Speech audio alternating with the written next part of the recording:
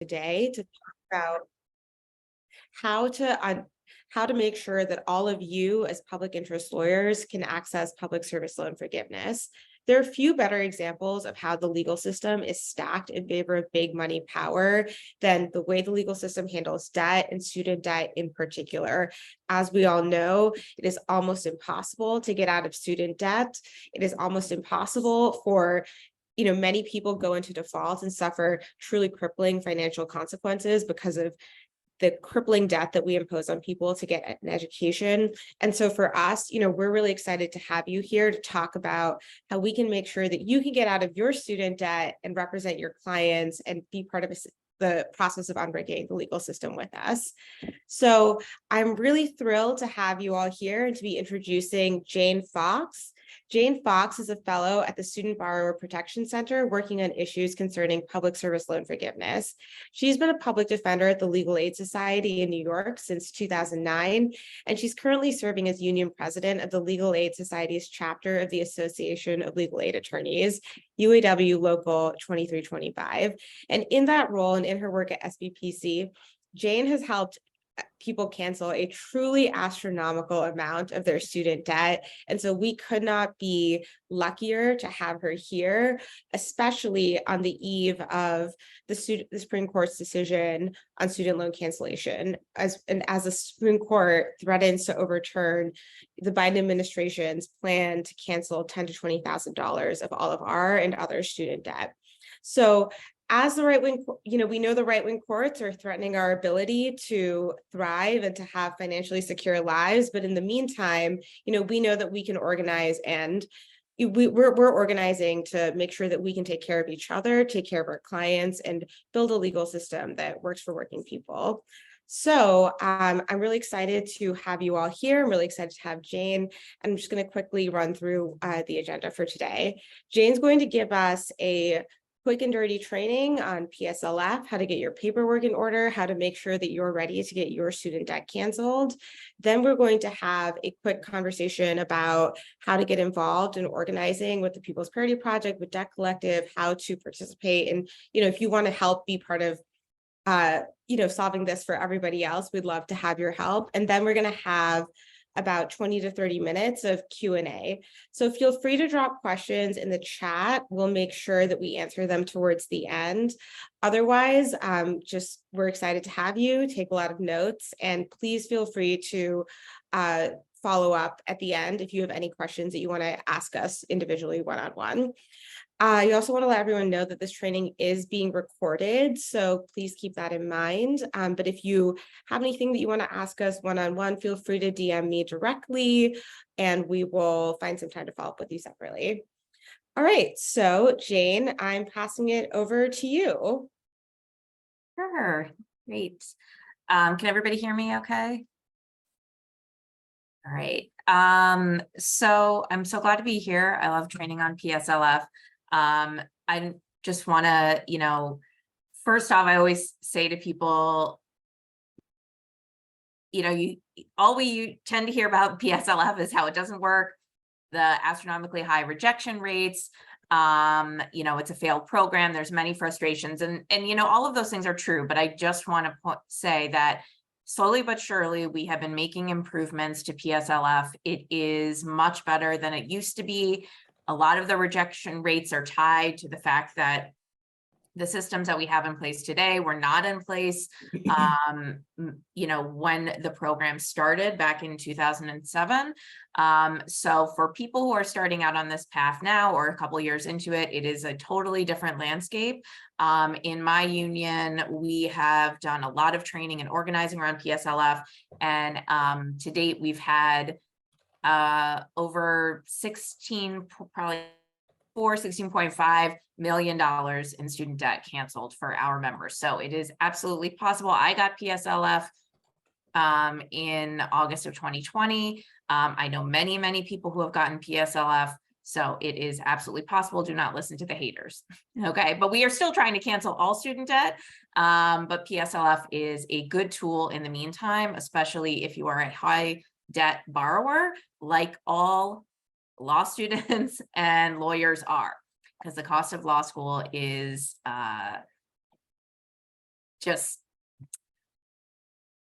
too high. The rent is too damn high. Okay.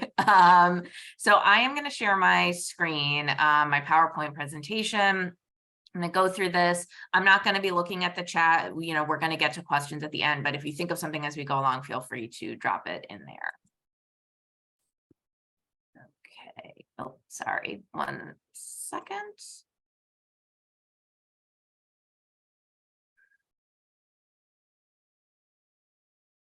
All right, so let me just get my slides going.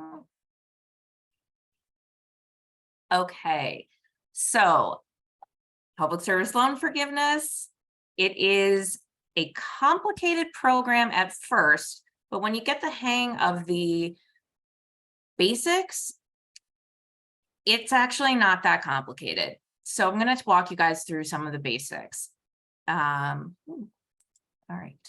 Okay, so how do I start? The number one thing to know is that any question you have about your student loans or about PSLF, the absolute number one best resource you can go to is studentaid.gov. Okay, you should bookmark it. You should not, that should be the first place anytime you have a question. This studentaid.gov is the Department of Education's borrower website. It has a tremendous amount of information. It has a whole section devoted to PSLF, and it also has a ton of functionality. So basically anything that you need to do to manage your loans is going to be found on studentaid.gov. If you have federal student loans, you have probably at some point either made a profile on studentaid.gov, or you should go and make a profile. Basically, the way it works is you make a profile with your FAFSA number, your good old FAFSA number. You probably remember this. This is the number that was assigned to you when you took out your loans. Okay, it's your federal student aid number. Think of it like the Social Security number for your loans.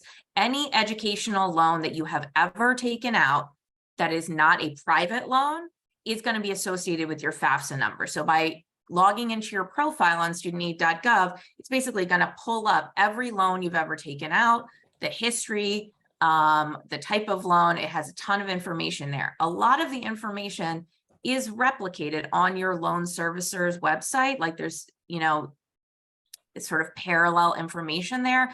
But I always tell people that studentaid.gov is really pretty much one-stop shop, and it should be your first source. Okay, you should not always rely on your loan servicer's website for information. Go to studentaid.gov. Okay, the PSLF application is there. It's one form for everything. Another good resource is the Student Borrower Protection Center created a website for borrowers, which is called cancelmystudentdebt.org, that has really excellent resources on PSLF, on Biden's cancellation program, and a couple of other things. So that's like another place that I would tend to send people. Okay. The first thing to understanding your student loans is you have to understand the structure of the loans. Okay.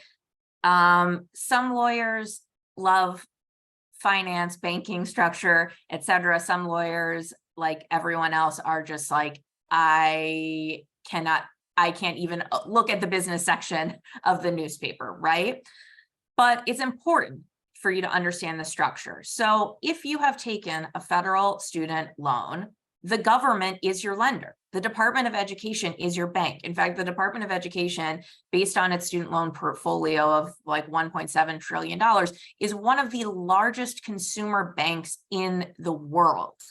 Okay, so if you took out a federal student loan, your loan servicer is not your lender. The government is your lender. They own the loans. They have the sole power to cancel your debt. In between the lender and you is your loan servicer. Okay, your loan servicer is a contractor. They are a third-party contractor, a private company that the Department of Ed has hired to help service your loans. What does a loan servicer do? They send you bills, they send you notices, they take payments, and they manage forbearance requests. Okay, that is all they do. They do not have any legal power to cancel your debt or not cancel your debt. They're the middleman. And really, we should be getting rid of them, but that's a conversation for another training.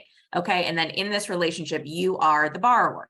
Okay. So it's good to familiarize yourself with this term. You're always going to be referred to as the borrower.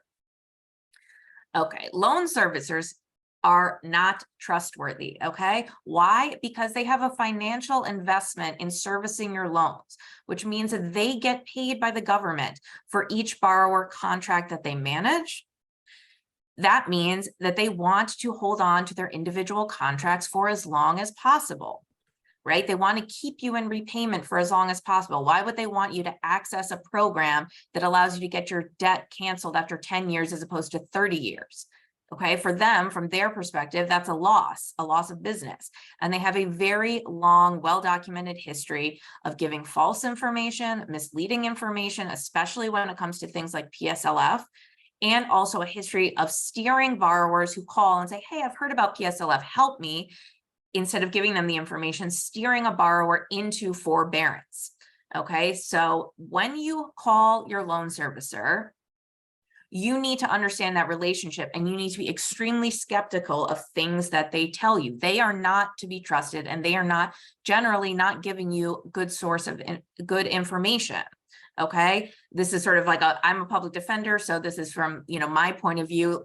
They are cops. Okay, that's what I tell my union members when I train them, right? Just like a cop who gets a client into an interrogation room and the law says they can lie to you, they can make something up. Frequently my clients will tell me, but Ms. Fox, like Detective so-and-so, he promised me if I just told him the truth that he was going to call the judge and he's going to get the case dismissed, right?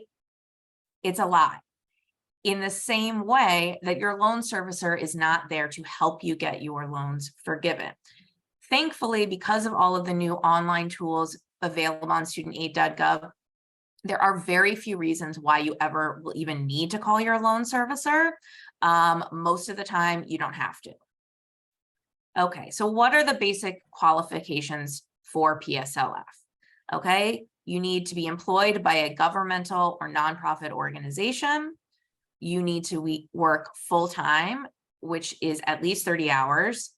You need to have the right type of loan, and you need to be in the right type of payment plan. I'm going to go into each one of these in depth, okay? And then, of course, you need 10 years at least of patience, okay? When you have a question about any of these things, I'm looking at a new job. Does this job qualify for PSLF? My job offers me, reduced hours. Is that going to qualify for full-time work? I'm not sure what type of loans I have.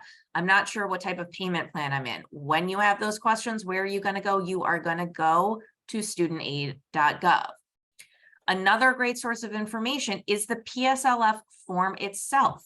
Okay, this is easier for me to say to this group because people here are lawyers, but the PSLF form is essentially the statute, okay? PSLF was created based on a law called the College Cost Reduction Aid and Assistance Act of 2007. It is a law. You can actually look it up and read it, okay? And what the PSLF form is basically the Department of Ed kind of boiling down the essential pieces and definitions that are contained within that statute, and putting it in, more plain English. So when you look at the PSLF form, and I'm going to show you guys further on, the first 2 pages are the part you fill out, but pages 3, 4, 5, and 6, guess what they have? They have the definitions of all these terms. So the PSLF form itself, it's boring to read statutes. It's boring to read the fine print of a contract, but it has an incredible amount of information. And what I always tell new lawyers, whether I'm training them on PSLF or just training them in criminal law, is the number one thing that you can do when you are practicing law to find an answer is read the statute, okay? Read the statute. That's why we have them. That's where the answers are. PSLF form is just a condensed version of a statute, okay? So if you can't find your answer in the PSLF form and you want to be real lawyerly about it, you can read the statute, and there is the citation for the statute, that the PSLF statute, okay? So the first thing you need to know is your loan type. Now I'm going to go through this kind of more quickly because This is less of a concern for people who are recent graduates of law school, okay? Most of you have a type to have 100% of your loans are the correct type of loan for PSLF, but in the past, there were types of loans that made PSLF tricky, okay? So what kinds of loans are eligible for PSLF? Any loan under the federal direct loan program, which are often just called direct loans or direct consolidation loans if you consolidated, or parent plus loans are also another type of direct loan. A direct loan means you got the loan directly from the Department of Education, directly from the federal government. There is no one in between you as the borrower. The federal government's your bank and your lender, you're the borrower. Direct means direct, right? So what's an ineligible type of loan? Okay, federal family education loans called FFEL loans. This is an older type of loan. Essentially, if you took out your loans for undergrad or graduate school after 2010, you cannot have this type of loan. So this is in here for when I'm training borrowers who are maybe a little bit older than this group. If you went to school after 2010, this does not apply to you. Federal Perkins loans, you might have those. Those are another type of loan that by itself is not eligible for PSLF, but you can make a federal Perkins loan eligible by consolidating. Okay, so both FFEL and Perkins loans, again, they can be consolidated into a direct consolidation loan. If you happen to have a Perkins loan, you're going to need to consolidate. It's not a tricky process. I'm going to go through it. Okay, the last type of loan that is not eligible and will never be eligible for any of the government relief programs, excuse me, are private loans. If you maxed out your lending, because there are certain caps on taking direct loans, and you still needed to borrow additional money for your education and you took out a private loan, that loan is not eligible for PSLF. I tell people, if you have private loans, there are certain sources of relief that sometimes can help you. Sometimes you're eligible to pay them down through LRAP programs or other programs. But really what I tell people is just to think of them as a totally separate loan. You're going to have a different strategy for that loan. And generally with a private loan, you're going to think about it much more like a traditional loan, which is just pay it off as quickly as possible, as you can. It's going to be a totally different way of thinking about it than your federal loans. So how do you know what loan types you have? You're going to go to studentaid.gov. Okay, you're going to log into your account and you're going to go to your loan summary and expand the details on each loan. If you have FFEL consolidation or Perkins loans, you're going to consolidate. If you don't have those types of loans and you have 100% direct loans, you're good to go. Okay, so this is just some screenshots. How do you determine your loan type? So this is a screenshot of what your dashboard looks like on studentaid.gov. This is my dashboard. As you can see, I got PSLF. So it says, hey, my loan balance is $0, right?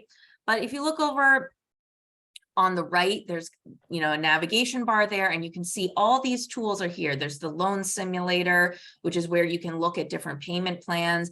There's a link right there. If you need to consolidate, you can click through and get to the consolidation application.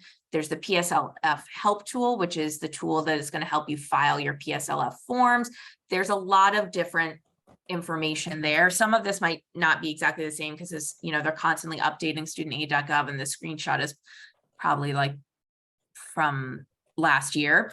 But you can see there is a lot of information there. Okay, so further down the screen, when you go to your dashboard, you're going to see a list of your loan types, and it's going to tell you how many loans, what types they are.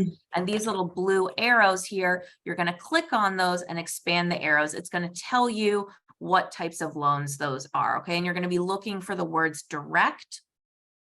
Okay, you might see the words Stafford, subsidized, unsubsidized. Those terms have meanings. They are irrelevant for PSLF. Okay, they have, I could explain what they are, but I don't want to confuse people. You don't need to know what they are. Just know that Stafford loans are direct loans. Okay. What you're going to be looking for is you're going to be looking for, are there any types of loans that are not direct? Are there any, when I expand on the details here, am I seeing the words fell? Am I seeing the words Perkins, right? If you expand the details and everything is telling you you have a direct loan, you're good. Okay. If you do need to consolidate, you're going to do that on studentaid.gov. And this is just a screenshot showing you where to go and where to fill out the application, consolidating your loans. It's about a 10-minute process of, on studentaid.gov. Once you apply for consolidation, it takes generally about 1 billing cycle for it to take effect. So it's a pretty straightforward process. Okay, just quickly, if you do have to consolidate, you know, you're gonna be asked, your interest rate might change. And again, that's okay. And I'll explain why. You are gonna have to select a servicer. Currently, the servicer that has the PSLF portfolio is Mohila. So that's who I would choose. And you're gonna select an income-driven repayment plan. Again, I'm gonna get into what an income-driven repayment plan is further along. Okay, so let's start going in depth with the different qualifications that you need for PSLF. Okay, so prong number 1 is qualifying employment.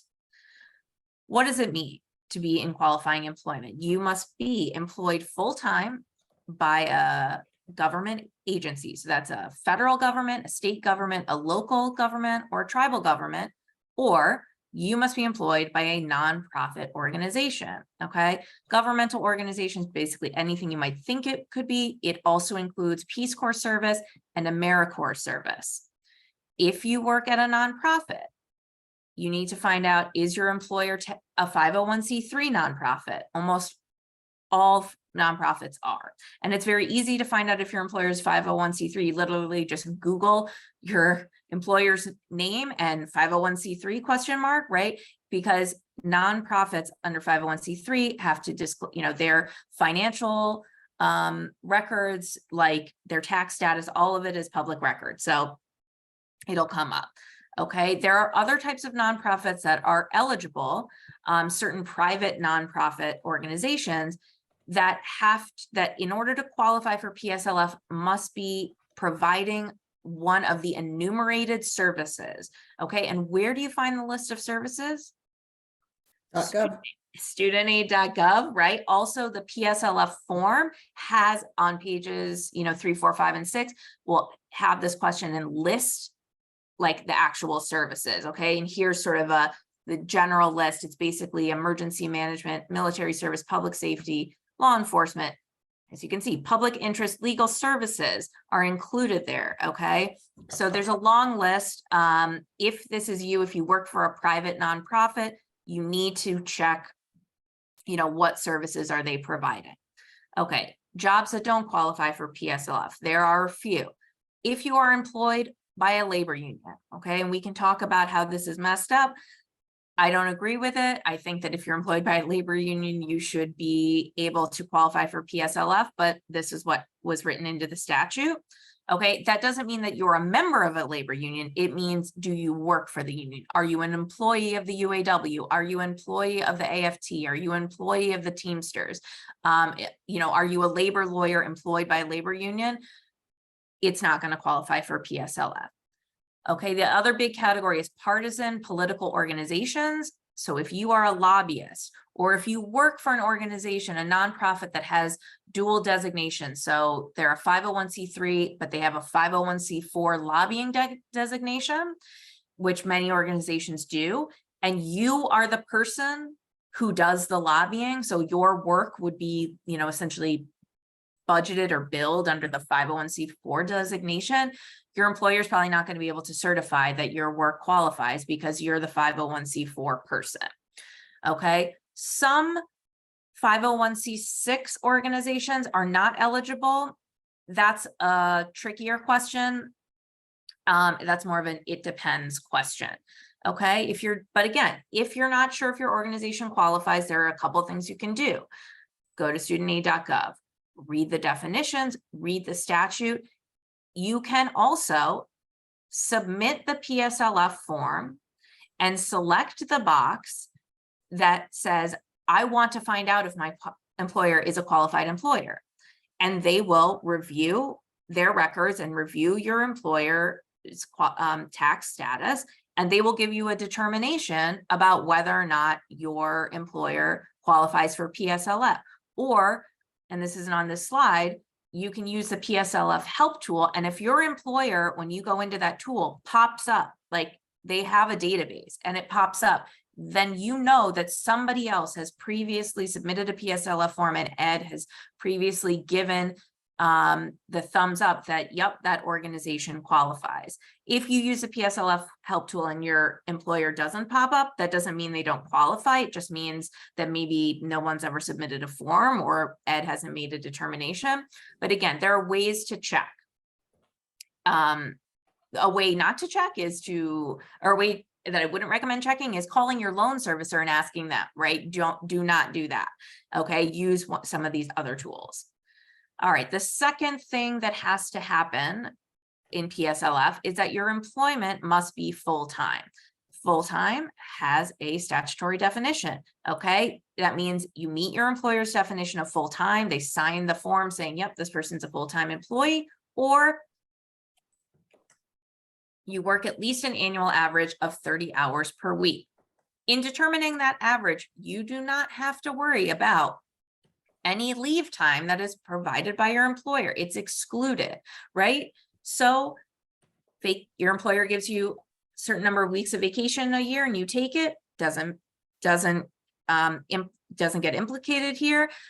Your employer gives you parental leave, a short-term disability leave time that is like if you had to take FMLA, none of that takes away from this question of, did you work at least an annual average of 30 hours per week? All of that is excluded, right? And that makes sense because think about it. When you're employed and your employer has a vacation policy, when you go on vacation, you don't get fired and rehired during like the 2 weeks that you take off. No, you're an employee taking an employee benefit. So it really doesn't come into question here. You do not have to worry about it. And that's explicitly on the form that like your employer has to fill out saying like, all of this stuff is excluded, don't include it. Just tell us, are they a full-time employee? You can also combine part-time jobs to meet the full-time requirement. Both jobs individually on their own must be qualifying employers, okay? So let's say you work part-time for one 501c3 and part-time for another 501c3, you work 15 hours for one, 15 hours for another, that's fine. You're going to get a form from both of them and Ed is going to see, okay, 15 plus 15 equals 30 and both of these organizations qualify, good to go, okay? So you can combine part-time jobs. You have to make sure that each part-time job on its own would be qualifying employment. Okay. Prong number 3, you must be enrolled in an income-driven repayment plan. Okay, this is one of the trickier requirements of PSLF and one of the ones that people tend not to understand. Okay, income-driven repayment is a type of repayment plan. There are other types of repayment plans that are not IDR plans. You have to make sure that your loans are enrolled in an IDR plan in order to qualify for PSLF, okay? And I'm going to get into this a little bit more. There are many to choose, well, I shouldn't say many, there's about 5 to choose from. How do you choose? Okay, the studentaid.gov has a loan, it's actually, my apologies, they call it a loan simulator on their website where you can put in your information. If you're logged in, it'll actually like auto-populate with the loan information that it's got. It's going to ask you some questions about like what state do you live in, number of dependents, et cetera, et cetera. And then it will show you this on this nice little grid, what your sort of ballpark monthly payment is going to be under each plan. Now, one thing to be aware of when you use the loan simulator, it's going to tell you what your monthly payment is going to be under every plan. So you're going to see some plans there that are not IDR plans, and you're just going to like pretend you're like you're not seeing them. You're going to only look at what the answer is for the various IDR plans. Pick the one that works for you financially, okay? And know that you can switch your plans at any time. How do you switch your plans? You go to studentaid.gov and you click through to switch your IDR plan. Again, you don't have to call your servicer to do that. Back in the day, you had to do this through your servicer. They've taken that away from them. You do it on studentaid.gov. Switching plans usually happens in about a month, but you as the borrower can completely in control over what plan you are in. Okay. This fall, the Department of Ed is supposed to be releasing a new IDR plan with the most generous formula yet, meaning like the cheapest formula for borrowers thus far. A new IDR plan is part of President Biden's student debt relief plan. Besides the $10,000 and $20,000 cancellation, they're also doing this. They have not released the plan. They haven't even gotten to step one, which is releasing the plan. Once they release the plan has to go through negotiated rulemaking. It has to go through public comment period. It's going to be a long time before this plan comes online. So originally it was supposed to be available this summer. They haven't even gotten to step one. They're saying fall. I think it's going to be more 2024. And probably not even early in 2024.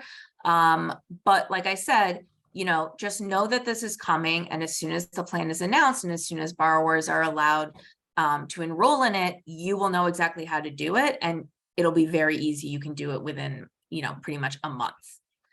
Okay. So the thing about income-driven repayment is income-driven repayment completely changes the way that you think about these loans. And trust me, your parents who either they're boomers or, God forbid, perhaps your parents are from Generation X, are not going to understand this, okay? Because income-driven repayment plans turn traditional loans on their head. Income-driven repayment plans, okay, let me back up. With a traditional loan,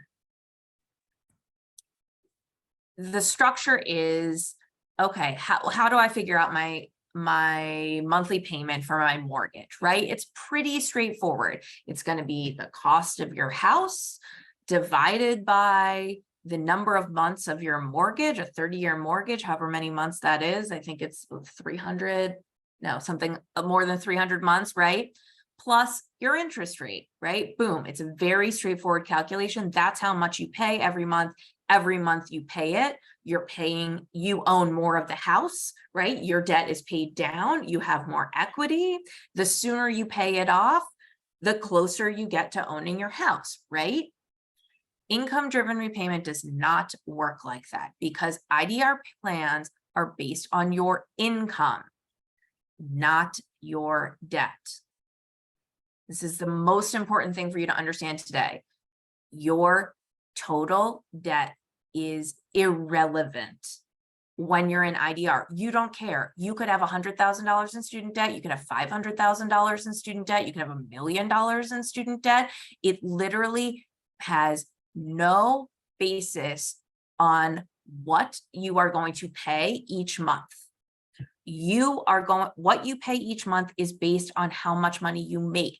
This is the government saying to borrowers, we are offering you a deal that says you will pay an amount each month commensurate with your income and family size, not how much you owe us. So what happens when you're in an income-driven repayment plan? Inevitably, your balance is going to increase over time.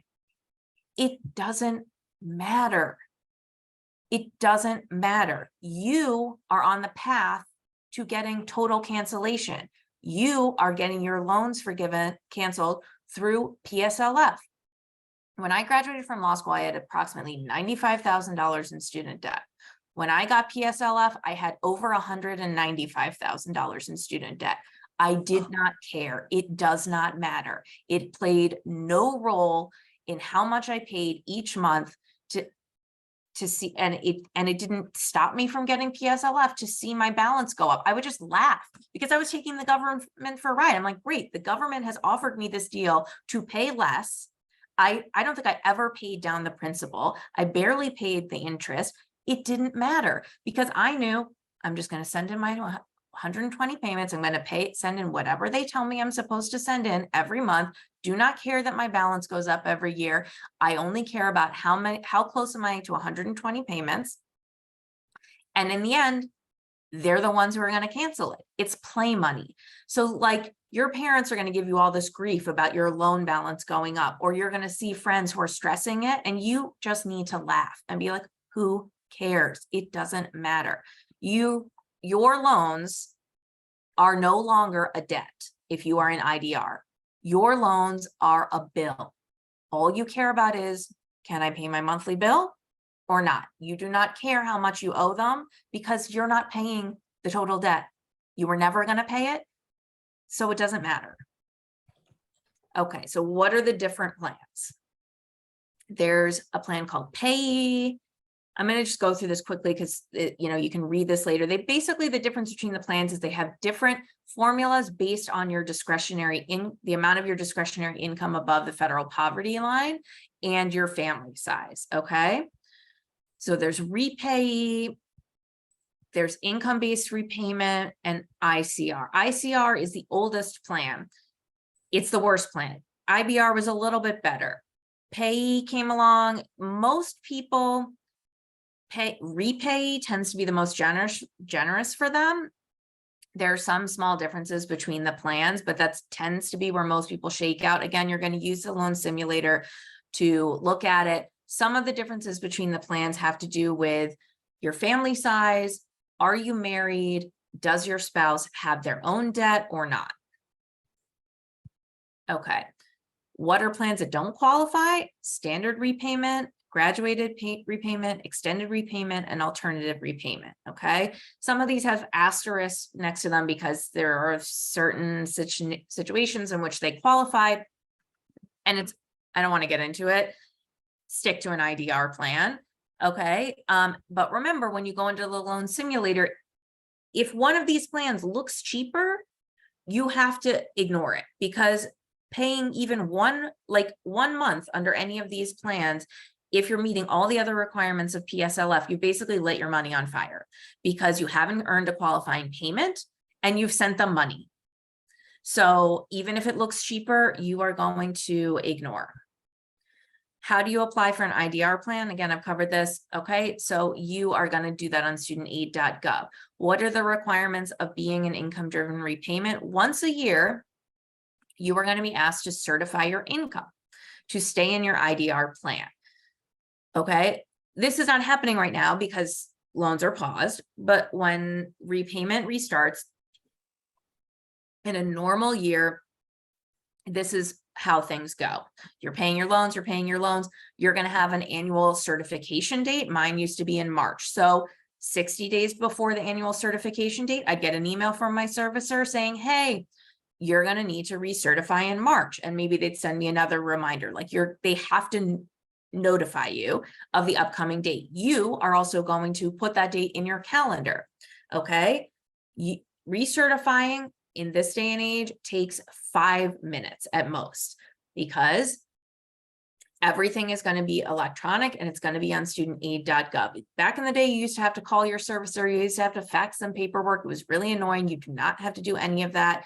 You're going to just go on studentaid.gov. You're going to find the link that says you want to recertify your income. You're going to click through. Basically, it's going to ask you a couple questions. It's going to ask for your permission for the Department of Ed and IRS.gov to connect to each other so that they can look at your last year's tax return that you filed and pull up your adjusted gross income based on that last year's tax return. Okay, this is also something to note. The IRS is prohibited by federal law from sharing your tax information with any other federal agency. People often assume that the Department of Ed must know where I work, how much I make, et cetera, all this stuff, because they're like, IRS knows and Ed is just another federal agency, they must know. No, there is a concrete Berlin Wall between the IRS and any other agency. They cannot share your financial information. When you do your certification, you have to explicitly give them permission. That's the only circumstance in which they can, they can pull that info from IRS. There are other ways that you can certify your income if you haven't filed your taxes, or if you are in a new job or something is different. There are other forms. You can use pay stubs. You can get a letter from your employer saying how much your annual salary is. Most of the time, year to year, you're just going to use this like rolling over, looking at your previous year's tax return. Okay. Another thing to know about income certification, at any point in the year, I mean, everyone has an annual certification date, but let's say during the year, something happens. You get laid off from your job, or you're married and your spouse loses their job, or something happens that causes a significant downward change in your income. You are making significantly less than the last time you certified. You want to tell them that as soon as possible. Why? Because your monthly student loan payment is based on your income. If your income has dropped, that means you all of a sudden qualify for a lower monthly payment. So at any time, if you've experienced this downward drop that isn't going to be, captured, you don't want to wait a whole year to tell them about, you can go in and recertify your income midstream.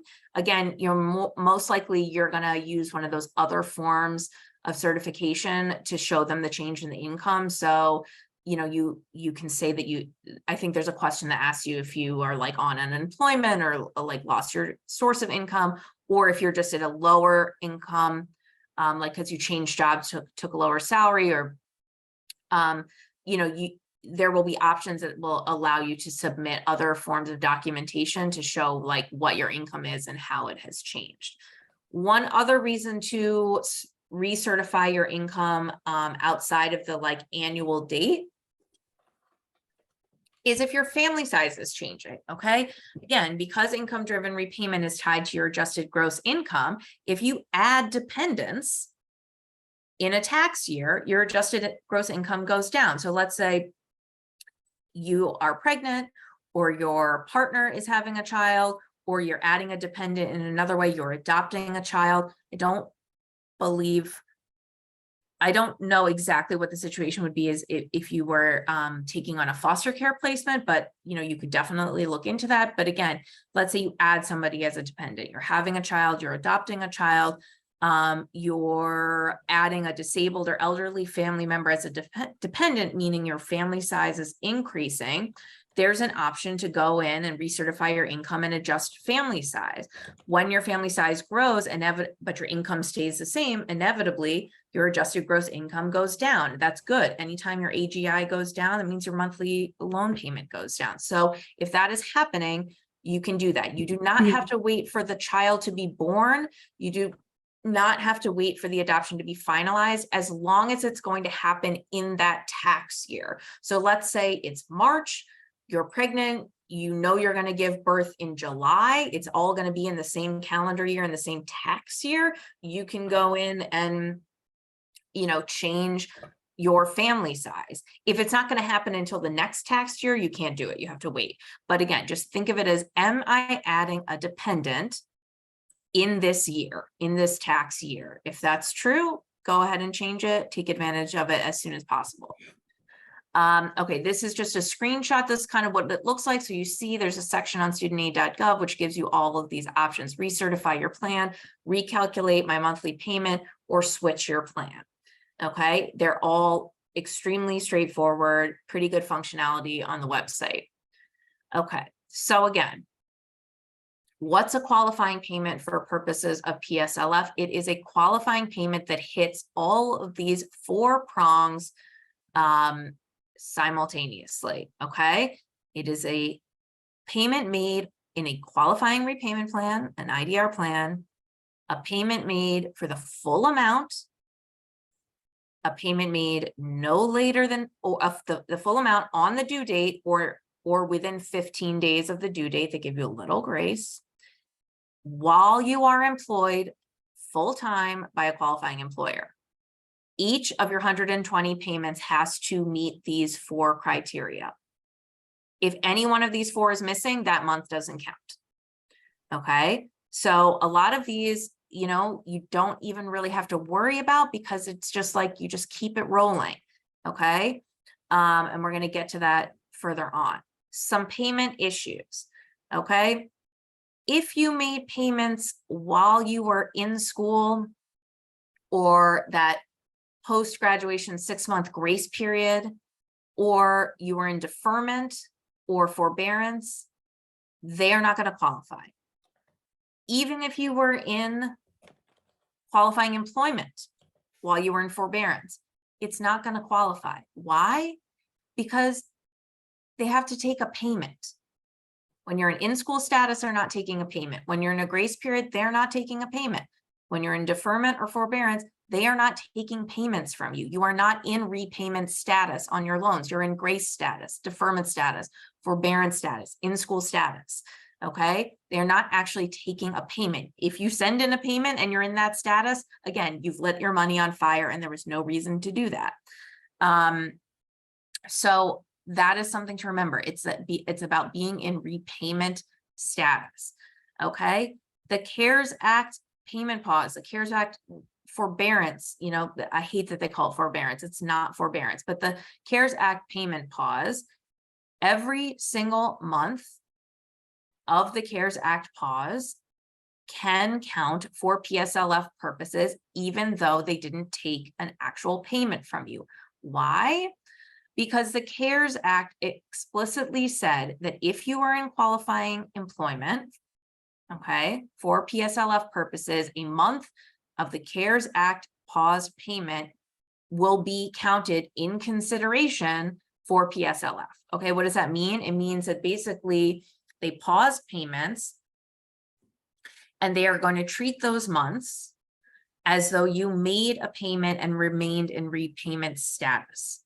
The only thing you have to show to get that month to qualify for PSLF is that you were in qualifying employment. So from March of 2020 till what they're now telling us, September of 2023, any of those months that your loans were in repayment status where you were working in a qualifying job are going to count for PSLF, even though you never sent them any money. It's great. People are getting basically 3+ years of PSLF qualifying payments for $0. It's a great deal. Okay. One thing to know about PSLF, and this is just a general rule, consecutive payments are not required and they have never been required under the statute, which means you do not have to make 120 consecutive payments. You could make 100 payments, get them qualified, take time off, leave the workforce to care for a family member, take a job in the private sector. You do not lose any previously qualifying payments. When you go back to public service, you want to finish up your remaining 20 payments or whatever it is, you just simply start sending in your PSLF form and you get those remaining payments. You do not lose. A qualified payment is a qualified payment. You never lose it. It's banked. It's there. There is no requirement that you do this in 10 years. You can spread it out over as many years as you want. Just know that if you take a pause from qualifying employment, you know, chances are your loans are going to like, you know, you're going to have to do something with those loans. So let's say you switch to a private sector job to make more money. Fine. You switch to a private sector job, but guess what you have to do in a private sector job? You have to pay. Okay. You have to keep paying. You don't get to pause your loans. And none of those months are going to count. So when I tell people, like, you might think that you're making more money in the private sector, but are you really making more money in the private sector because you've just made the decision, like maybe you're getting a $30,000 or $50,000 raise, but you've also made the decision to be accountable to pay off the total amount of your student debt because you're not working towards PSLF anymore. It's kind of dumb. And PSLF is structured with those incentives baked in, right? The whole purpose of the statute is to create the incentive structure so that people make that individual calculus and say, yeah, that's dumb. I'm just going to stay in public service and get my 10 years, get my debt canceled. So most of the time switching from, you know, getting like halfway through your PSLF qualifying payments, switching to the private sector, thinking it's just stupid. You've increased your debt because you've been in income driven repayment. You haven't been paying it down, and now you're on the hook to pay the total balance. It's I can't think of a scenario other than just like winning the lottery, where going from the public to the private sector pays off in the long run. In the long run, what it means is you're paying more of your money towards your student debt. Okay, so can you scam the system? Can I pay ahead and get to 120 payments more quickly? No, nope, you can't. Can I qualify sooner if I just send them more money than my income-driven repayment amount? Nope, you can't. Okay, the metric for PSLF is time. It's time, okay? They want you to stay in public service for a certain amount of time. They're giving you the deal of income-driven repayment so that you don't have to worry about your debt balance increasing. You don't have to worry, like some of those externalities are taken away because the trade-off is they want your service, right? They want you to stay in your public service job. So they are not going to let you get out from under it by just like paying more money. If you want to do that, that's not public, that's not making the 10-year commitment. So they have, restricted you in that way. Okay. But there are a lot of scams that you need to beware of because the system can scam you. Okay. So one of the things that we see periodically popping back and popping up during different times, this has come up a lot. Anytime we've gotten close during the pause, thinking that repayment is going to turn back on, this tends to happen more. So scammers will call you, okay, and try to talk to you about your student loans. But like other government agencies like Social Security and the IRS, the Department of Ed doesn't call you. You get a call, hey, it's the Social Security Administration, right? Automatically it's a scam. Social Security doesn't call you. You get a call from somebody saying that they're your loan servicer or they're the Department of Education. They're calling to speak to you about your student loans. You're going to hang up. It's a scam. Okay. You are also most likely going to get targeted for refinancing scams by private lenders like SoFi. Okay. They're probably the biggest one out there, but all of the student loan servicing companies send these scams. Okay. They're probably going to come to you in the mail. They're going to have all this stuff on the envelope about, we can offer you a better interest rate. We can do this, we can do that. And you're going to laugh and you're going to throw it in the garbage because you're going to be like, they don't know. I'm in PSLF. I'm in income driven repayment. I do not care what my interest rate is, right? Why? If you refinance your loans, meaning if you sign an agreement with a private lender to get a better interest rate, thereby selling your loan, having the private lender buy your loans from the Department of Education, you will have put yourself in a situation where you will literally never be eligible for any student debt cancellation ever. Why? Because you just signed an agreement to take your federal student loans and turn them into a private student loan.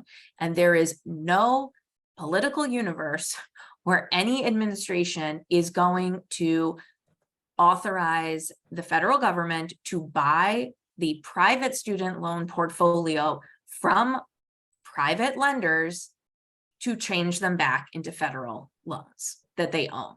It's never going to happen. So you're going to be smart and you will not refinance.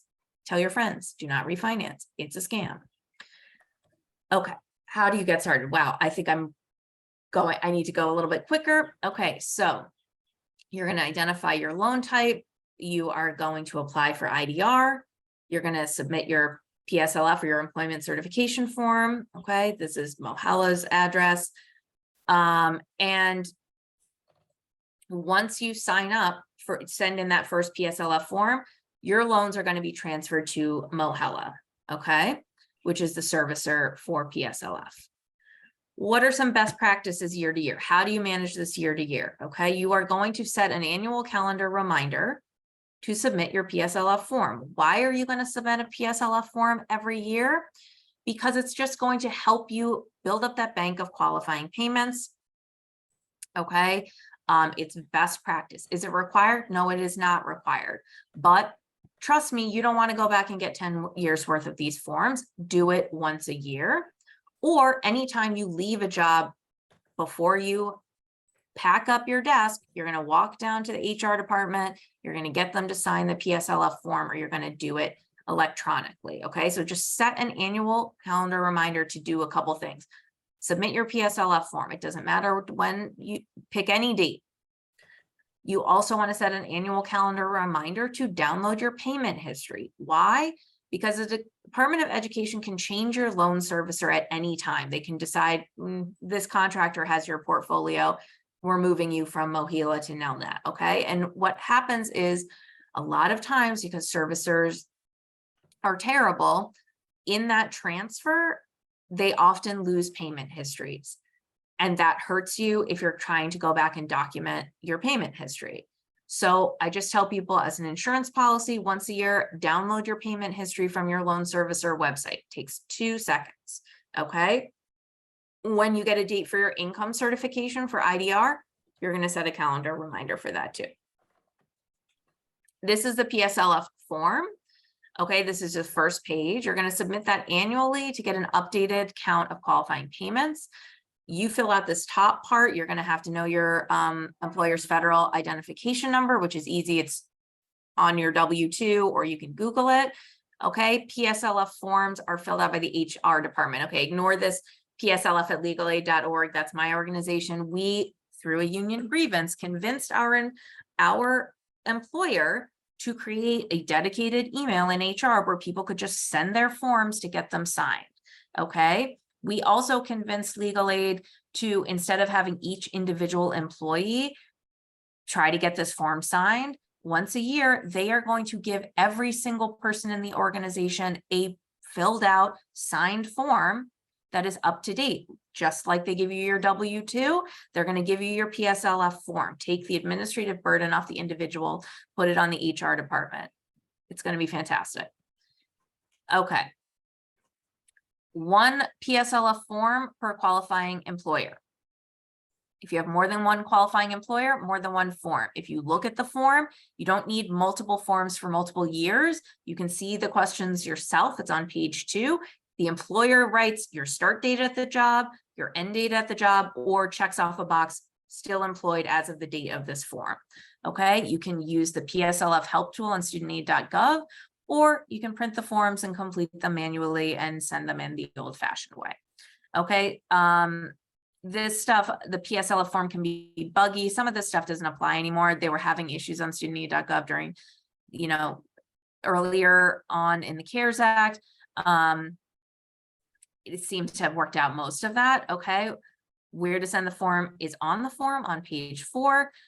The forms need to have wet signatures or digital signatures. Okay, so it used to be that you needed to have a wet signature or one of these signatures.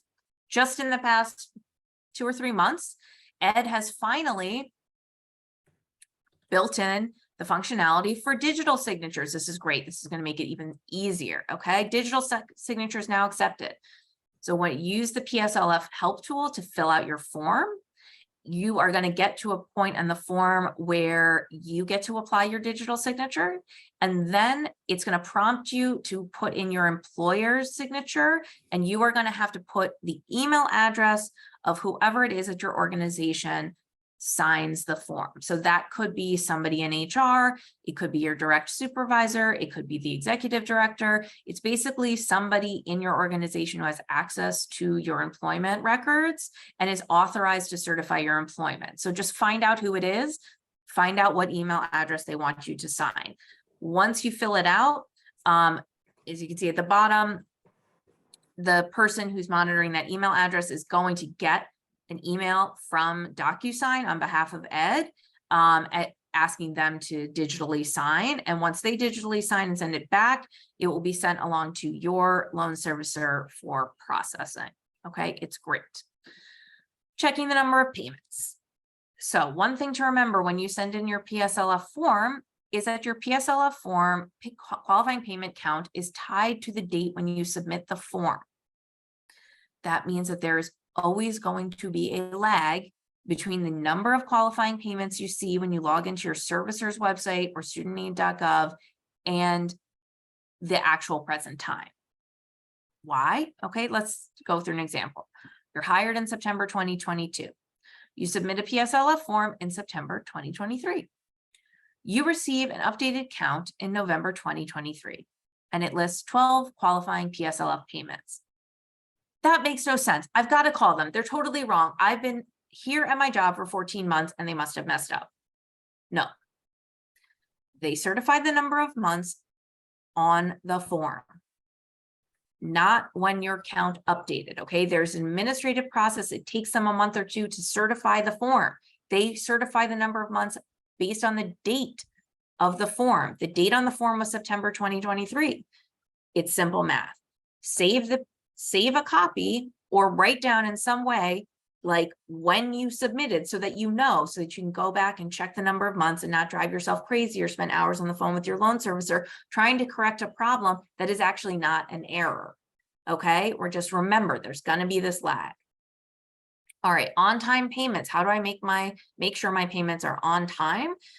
Once repayment starts, you're going to set up an auto debit for your monthly loan payment with your loan servicer. It's really easy. It's like any other auto debit. Okay. I always recommend people create a dedicated savings or checking account for their student loans. There's a lot of online banks that offer like free savings account. You know, they're not brick and mortar banks. Set one up, call it student loans. Every month, take the amount of your payment, send it from your regular checking account into this account. On the other end, tell your loan servicer to take the money out of this special account once a month. Okay, why? Because that is going to be one account where you can pull up the payment records and it's going to be crystal clear every payment you made, every payment that was taken out. There's nothing else going on in that account except you putting in the amount of your monthly payment and your loan servicer taking out the amount of your monthly payment. Okay. And just remember, if you ever get in a situation where something goes sideways and you miss a payment, you have a 15-day grace period from your payment due date to make a payment and still be on time. If this happens to you, if something gets messed up, to get in that grace period, you're probably going to have to call your servicer and talk to them about how to make like a manual payment, because obviously your auto debit situation will not work. Okay, so this is one of those times where you can have to call your loan servicer, but this is like one of the few things that they're pretty okay about, because you're just like, I missed a payment. Am I still in the grace period? How can I pay? That is not really a dangerous conversation. Okay, but wherever you can automate this process, do it. Keep your records. Loan servicers have a history of losing borrower payment records. Okay, and remember, Ed can change your loan servicer at any time. How do you protect yourself? You keep the receipts. Do not rely on your bank. Banks are only required by law to keep records for 7 years. PSLF is at least 10. So once a year, what are you going to do? You're going to download your payment history and you're going to download your banking records from that cute little savings account that you set up called Jane Student Loans, right? And you're just going to save that PDF like in your Google Drive. And you're just going to have it in case you ever need it, in case you ever run up into a situation where they're saying you don't have 120 payments, but you do, and the proof is there. Okay, again, I kind of just said this. I used an free online savings account to manage my loan payments. I saved my records once a year.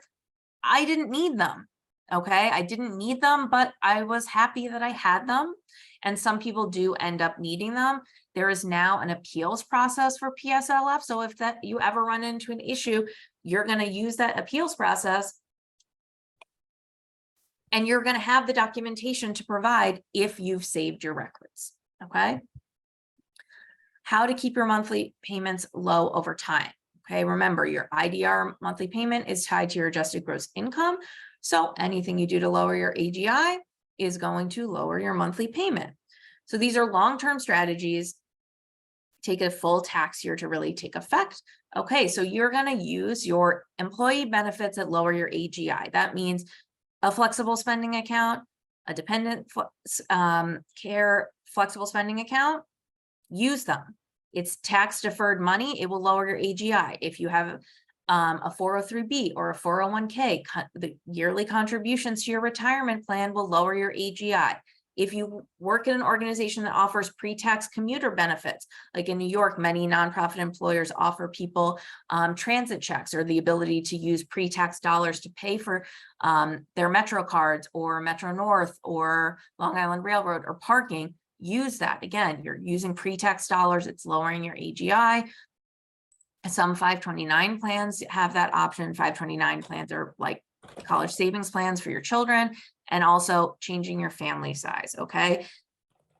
Why does my organization have so many of these benefits available to us? Because we have a union. If your workplace is not unionized, think about organizing, because then you will get some of these benefits. All right. If you have a problem, who are you going to call? You're going to call the Department of Education Ombudsman. Okay, you can try tweeting at Mahila. The previous PSLF servicer, FedLoan, was like really responsive on social media. And like when people would tweet at them, kind of like the airlines, like Delta or United, like people would get a response in their DMs and their problems would get taken care of. Mahila doesn't seem to be quite as responsive on social media, but you know, it's worth it, right? But again, Ed's Ombudsman is another place to go. Okay, and it also, you know, they now have this appeals process. It's called a PSLF reconsideration application, which you could potentially use if something has gone wrong. Okay, what about LRAP? All right, LRAP and PSLF need to work together. Most LRAP programs now have figured out how to sort of make their requirements harmonize with PSLF. Okay. Sometimes LRAP programs are really poorly designed because they're doing things that are like totally gross neoliberal means testing bullshit. And they add in different penalties for the LRAP program, like marriage penalties and means testing and all this stuff. And like it gets stupid. Ideally, what you should be doing is you should be enrolled in IDR, following all the PSLF requirements, just taking your LRAP money to make your monthly IDR payments. That is ideally how it should work. A lot of the LRAP programs, that is basically how they work right now, okay? You're gonna have most likely double reporting requirements because you're gonna have to recertify your income-driven repayment once a year and then do whatever your law school requires you to do to stay in their LRAP program. Again, it's paperwork. Okay, forms are better than paying loans.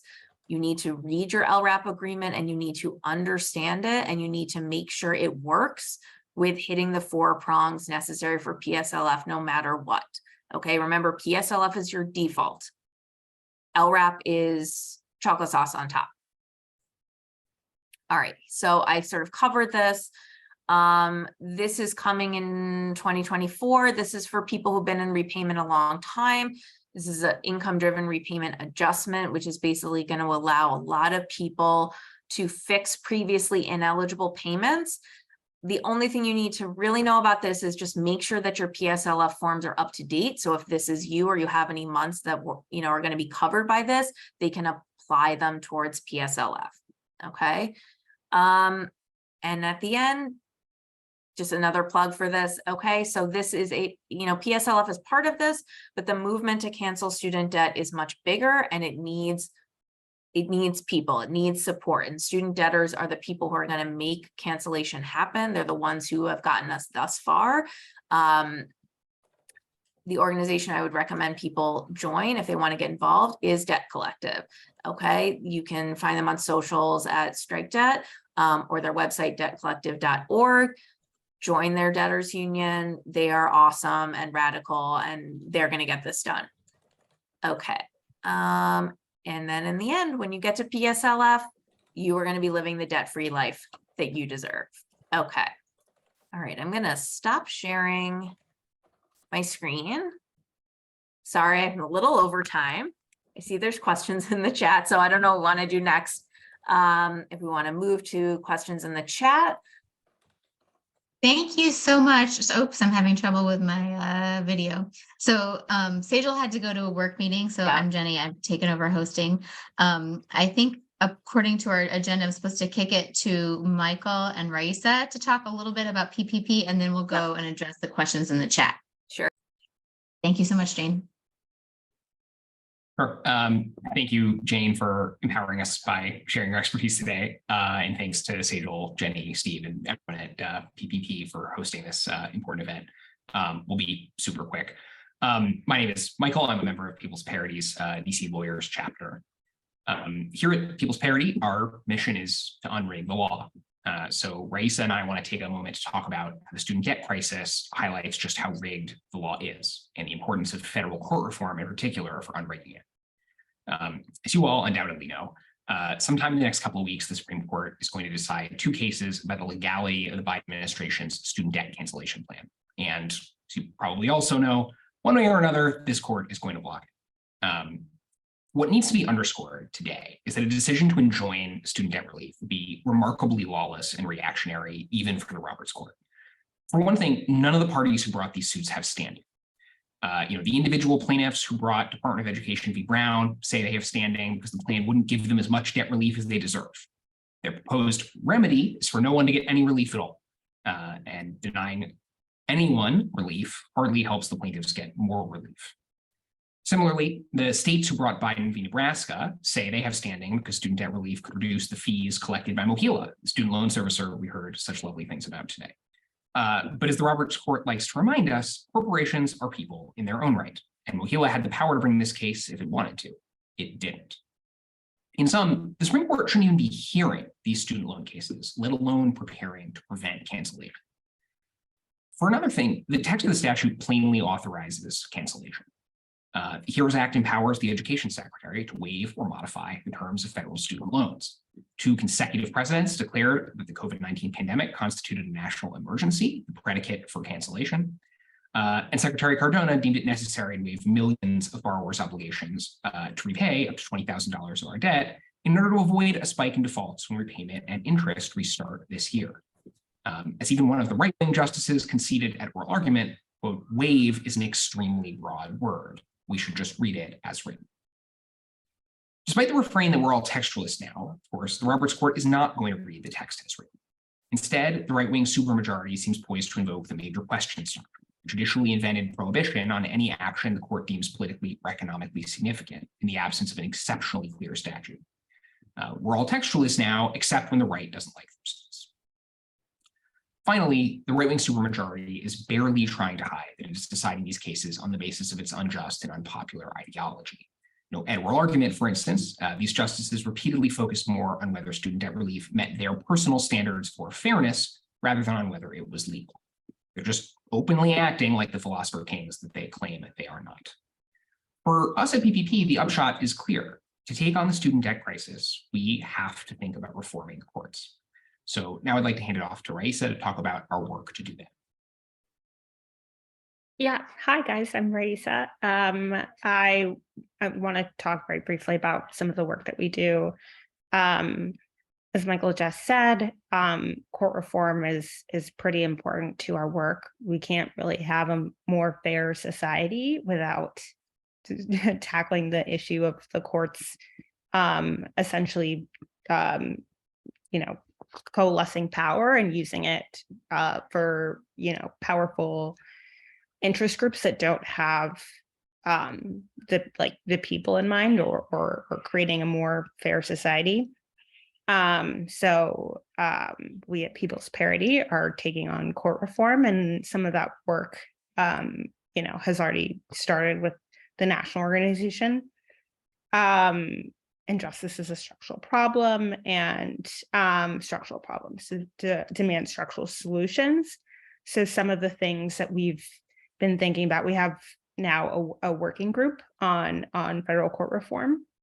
And we've been thinking about things like an event series about big court reform ideas, pulling out one-pagers and materials on what kind of court reform ideas are constitutionally possible, pulling together reading lists, coming up with evaluations for how to think about non-acquiescence, nationwide injunctions, and shadow docket, other things like that. We don't have all the answers, but I welcome everyone here and anyone who also might be involved that are interested that you know to get involved. I also work in Congress right now, and all of these ideas are still, very base level. So there's like a lot of room, I think, in this working group for a lot of like creativity. So some of the like larger issues I'll just talk about too, that we want to tackle is again, the nationwide injunctions, Supreme Court striking down federal statutes. So, PPP has like shirts saying Marbury versus Madison was wrongly decided. We're also thinking about like the Supreme Court getting involved in cases without properly briefing, like hearing a briefing or oral argument, and just sort of making decisions with the shadow docket.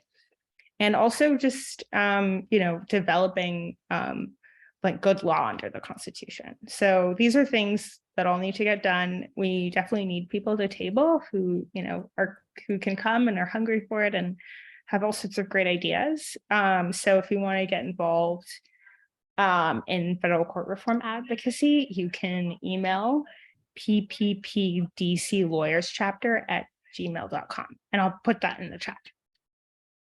But yeah, I'll turn it back over to Jenny. Thank you guys very much. We also have happy hours. So let's go to some of these questions in the chat. People had good questions. I think I'll just back up to the beginning. So first we had a question from Lemuel Anderson. Are plus loans direct loans? Is that a straightforward question? Oh, Jane, you're on mute.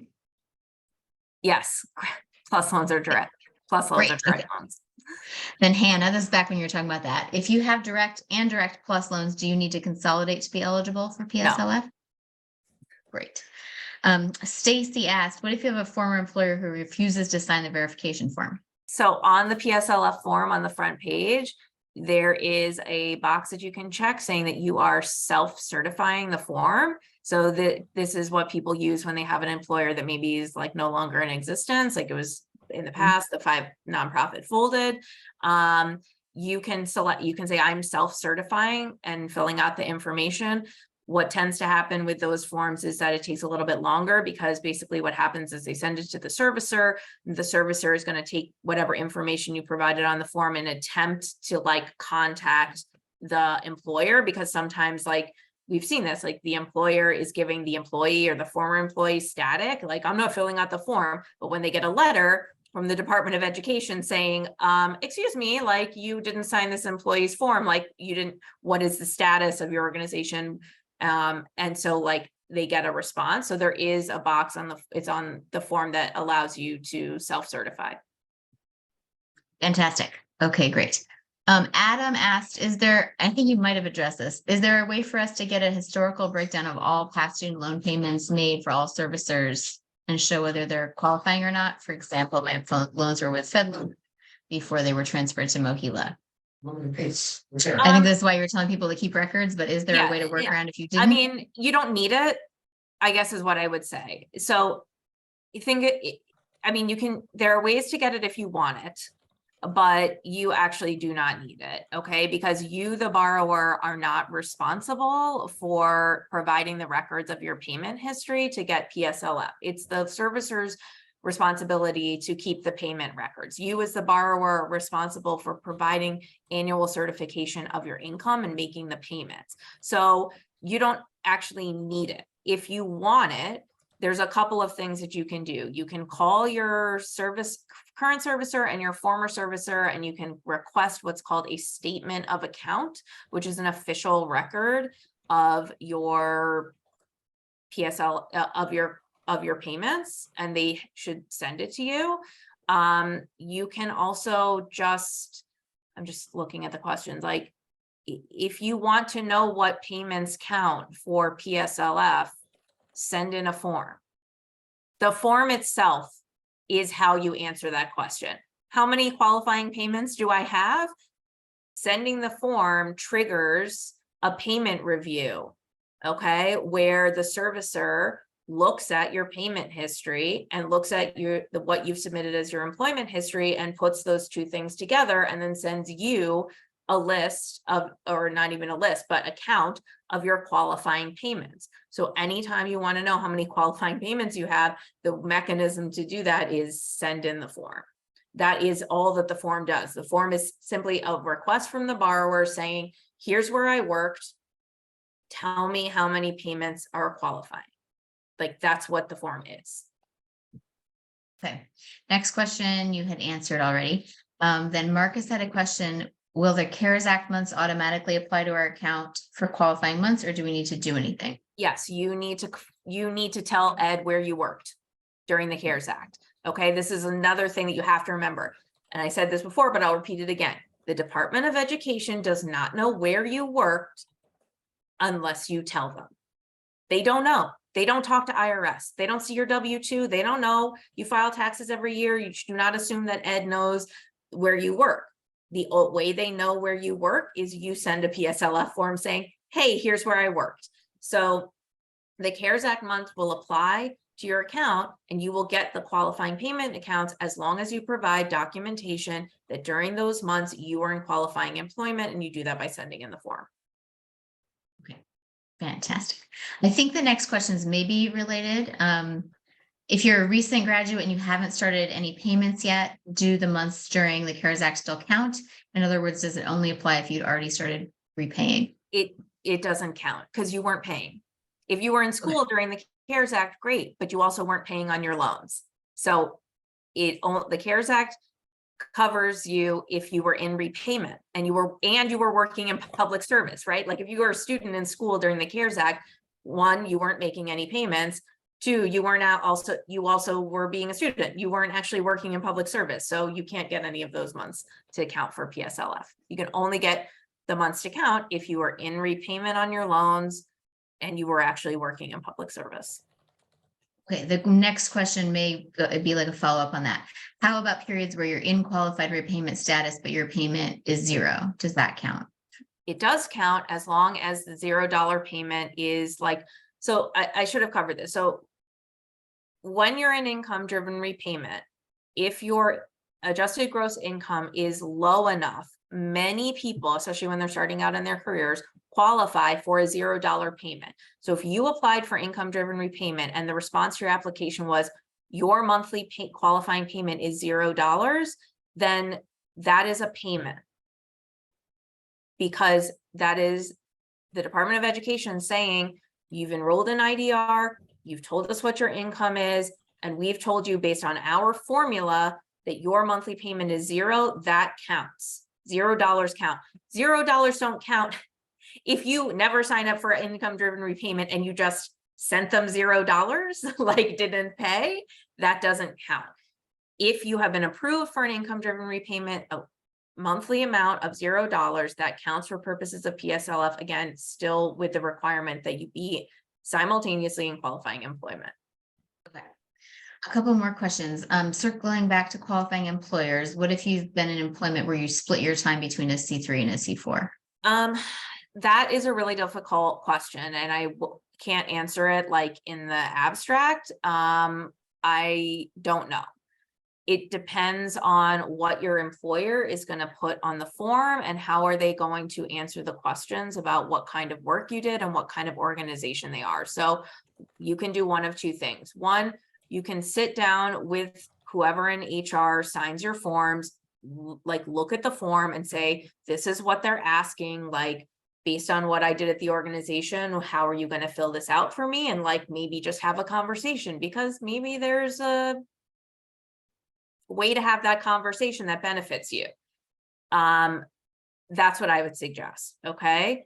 Seems like especially a lot of people, I think, spend more of their time in the C3 side. So maybe you could make the case, like if you spent 30 hours a month, you know, whatever it is on C3 and just a little bit in C4 should still count or something. Exactly. So first, I would have a conversation with a real person at your organization and just be human beings to each other. The second thing you could do is, you know, you can send in the form and check the box that says like, I'm filling out the form to see if my employment qualifies. But again, like, I think the best case there is, because it really does exactly what Jenny just said. It really does come down to like, what did you do? And I can't tell you what you did at your job, what the split was between C3 and C4, how your employer would feel comfortable filling out the form for you. So I would say it's possible, but again, like, it's a conversation you're going to have with HR based on like your specific jobs. If you are looking at a job, like let's say you're applying for a job where they're telling you the position is going to be split between these roles, that's a great question to ask in the job interview and say, hey, I'm working towards PSLF and I know C4 work doesn't count. How have you handled that for past employees in this position? How would you handle it for me? And like, just, ask the question before you make a decision about whether you want to accept the position or not. So again, like, yeah, if that's something if that's a job you're looking at, like, I would definitely ask that question in the interview. A few more questions. If people have to jump off at 2:30, we super appreciate your joining, but I will keep asking the questions so people can get them answered. Do judicial clerkships count as qualified employers?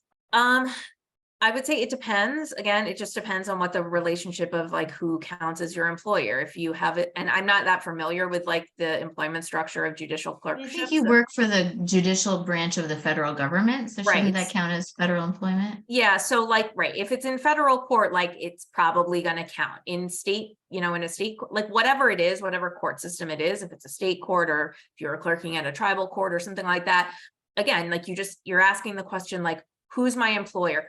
And when I say employer, it's like, who do I have the W-2 relationship with, right? Who's on my W-2? If the W-2 is like Office of Court Administration of the State of New York, good, you're great. It's a government agency, right? Or it's like, whatever the state court system or federal court system is, it's probably going to count. But again, like, you're asking the question of like, who's my employer? Like, who am I in the relationship with, the W-2 relationship with?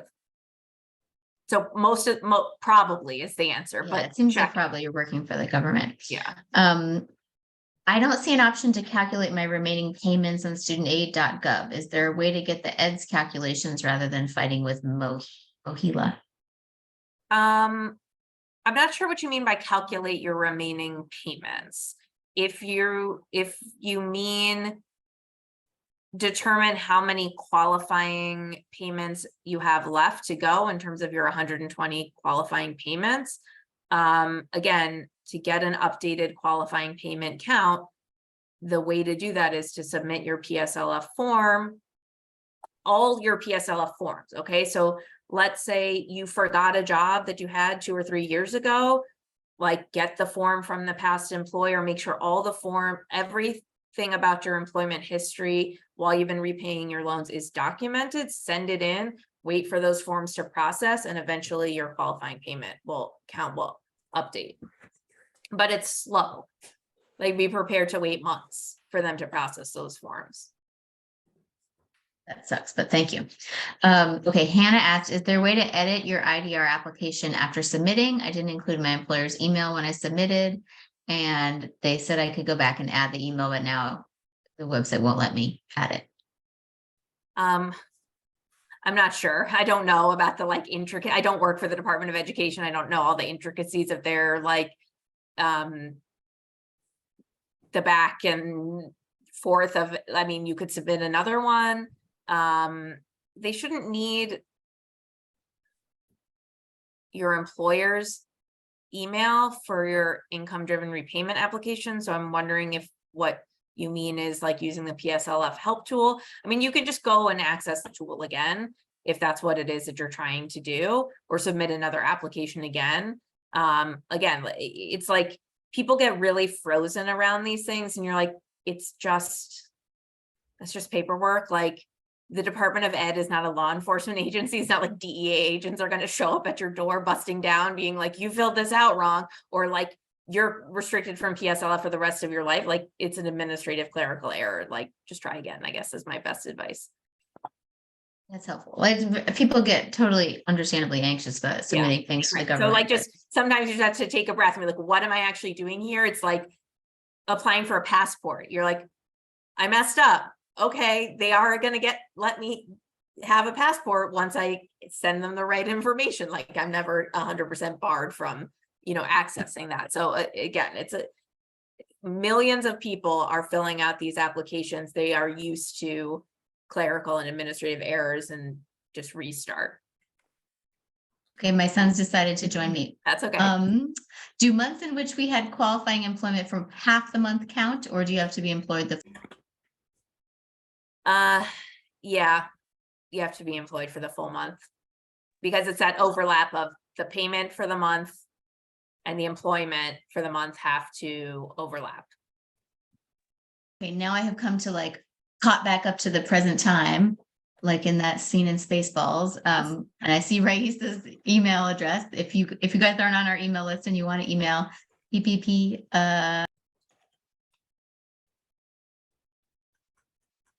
Oh, Jenny, I think you're muted.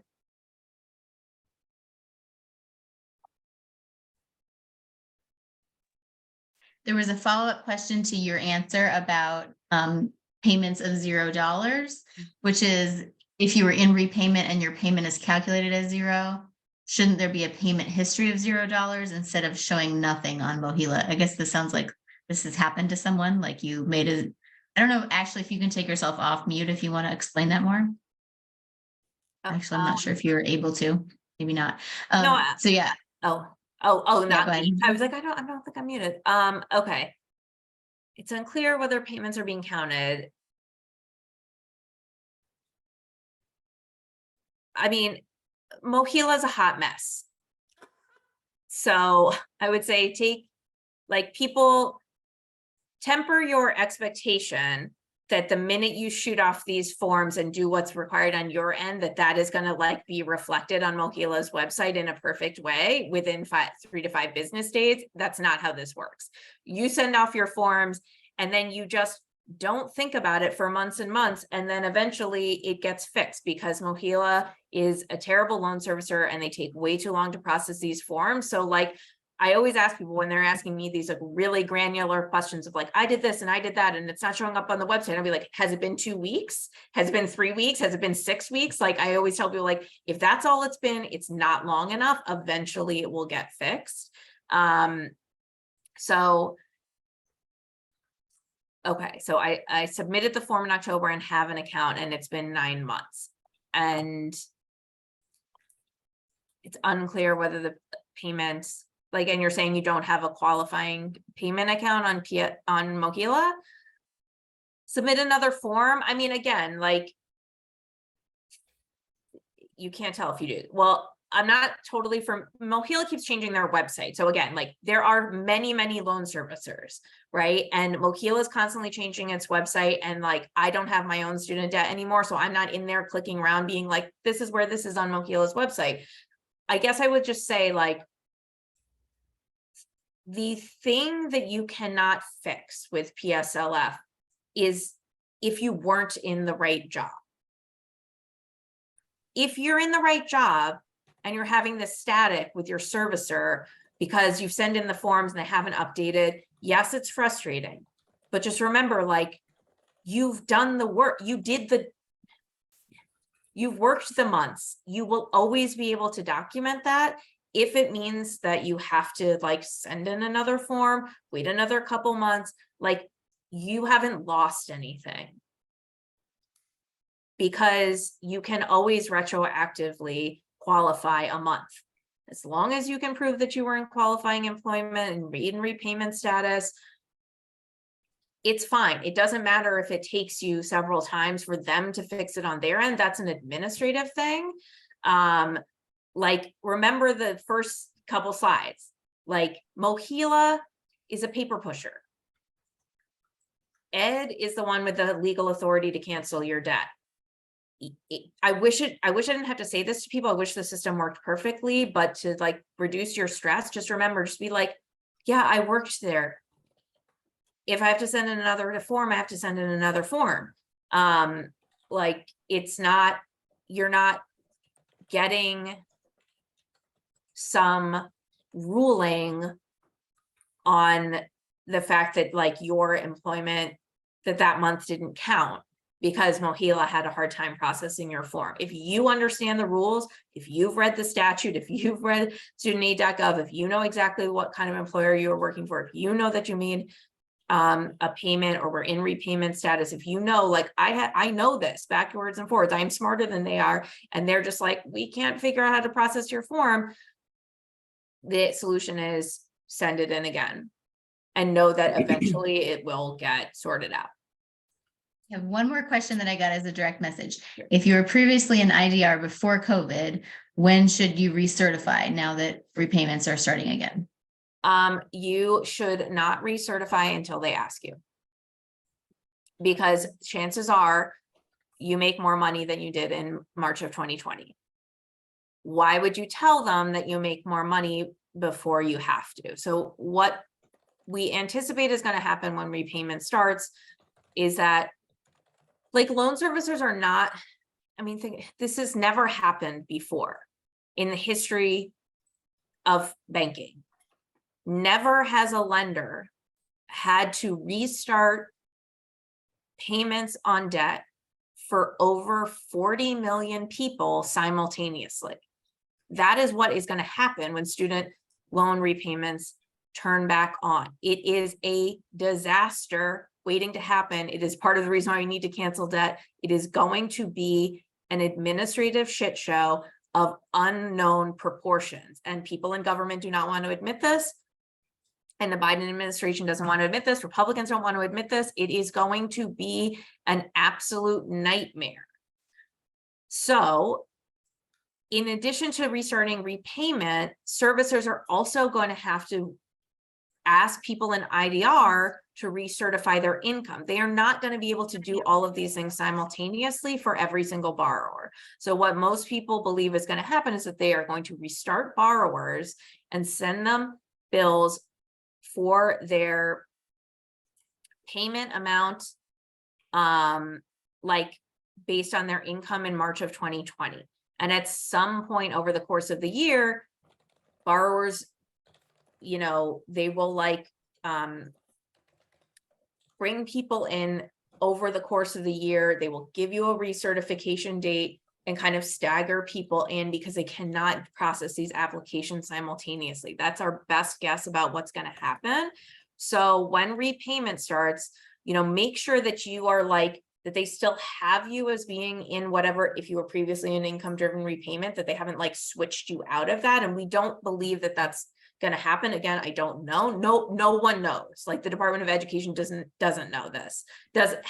Like nobody knows. But most likely they're going to, you know, keep you in the repayment plan that you were in.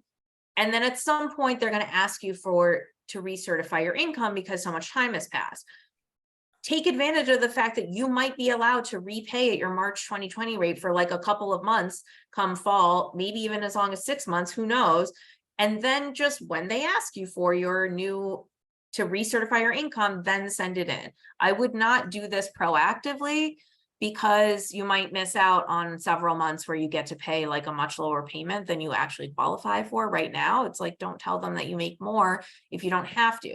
The only reason why I would tell somebody to recertify now or leading up to when repayment resumes in October is if you make significantly less money than you did in March of 2020, like you've experienced a downshift in income, or your family size has increased dramatically. I mean, it's possible in the last 3.5 years, you may have increased your family size by 1, 2, 3, who knows how many dependents, right? So if your family size has increased or your income has dropped, that might be something to think about. But again, you can kind of do this by going into the loan simulator and seeing how it shakes out for you, comparing it to what you were paying in March of 2020. And like, you can do all that without like just on your own, like those tools are there, like before you submit any application, like you can just play around with it. So that would be my advice. We're going to know more about how the logistics of how this is all going to work in the next, you know, couple months. Okay, I have one more follow-up Yeah. direct message. Is there anything we need? This is maybe similar. Why would you do this?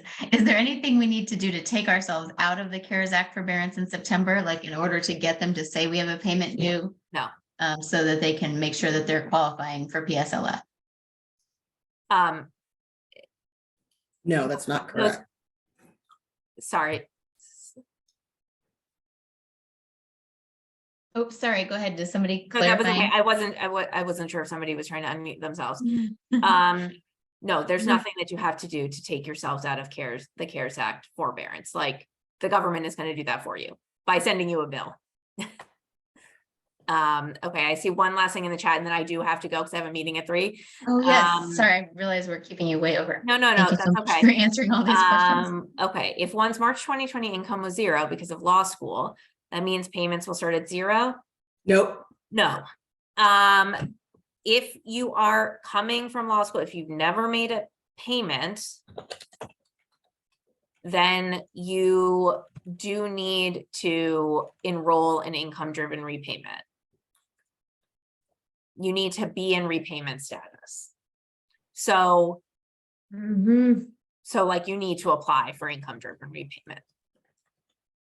Not, Okay. it's Yeah, that- when you come, like, let me explain how it works in a normal year. Forget the CARES Act. You graduate from law school, your loans are in a 6-month grace period. You don't have to pay. Some point in there, you get a job. They send you a notice, you're out of grace. You need to start paying on your loans, right? When that happens, you would apply, that would be the period in the normal course of business where you would apply for income-driven repayment because your loans are now in repayment status. So when your loans are in repayment status, you want to be enrolled in income-driven repayment. You don't and you don't qualify for a $0 payment necessarily, unless your income says that you qualify for a $0 payment. Okay, so I asked because I had in-school deferment on other loans.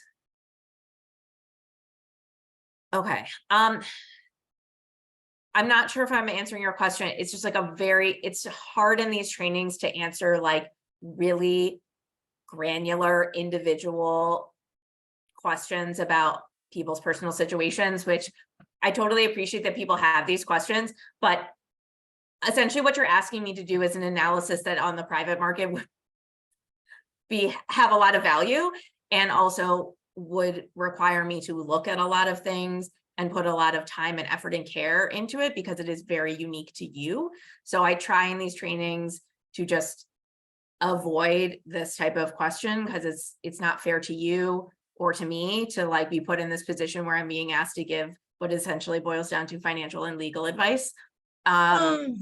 So I hope I kind of gave you enough tools for you to figure it out on your own, but it just walks that line. So I appreciate the question. I understand people have these types of questions, but I find it's not ethical yeah, that totally makes to sense. Yeah, go it's not there. something you can give that detailed of advice. Well, thank you so much, Jane, for this. This is really helpful, and we really, really appreciate your time and all this really helpful information. Yeah, and Thank you know you. what, like, it's my pleasure. Know that you can handle this, get involved with the movement to cancel debt, enjoy being early on in your law careers if you are. Remember that like judges are mean, political, vindictive, grudge holding individuals, and most of the law is just vibes and totally fake. You can still do good work for your clients, but just like, you know, focus on the clients, focus on the work. The Supreme Court will do what it does, and we will continue to fight the good fight. People who work on this issue are not going to give up based on whatever decision comes out next Friday or the Friday after that. They're going to be working even harder. Oh, good. Okay. Thank you so All much. right, I gotta Have a run. great Friday, everybody. Yeah. Take care. Bye.